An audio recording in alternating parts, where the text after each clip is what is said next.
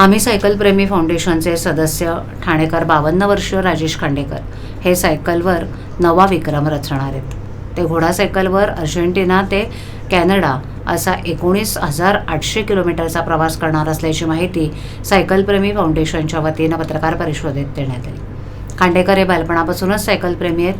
त्यांनी देशविदेशात आत्तापर्यंत 60,000हून अधिक किलोमीटर सायकल प्रवास केला आहे. करोना काळात लॉकडाऊनमुळे त्यांचा अर्धवट राहिलेला सायकल प्रवास ते पुन्हा नव्यानं करून एक नवा विक्रम रचणार आहेत.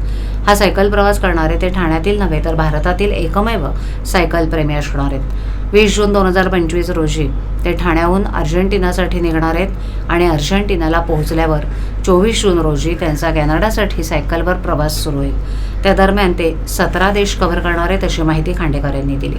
विशेष म्हणजे या प्रवासादरम्यान ते जेवणाचे निवासाचं साहित्य देखील सोबत नेणार आहेत आणि स्वतःच्या प्रवासादरम्यान जेवण बनवून आर्थिक बचत करणार आहेत. या प्रवासादरम्यान ते फिट रहा, हित रहा, त्याचबरोबर पर्यावरण संवर्धनाचा संदेश देणार आहेत.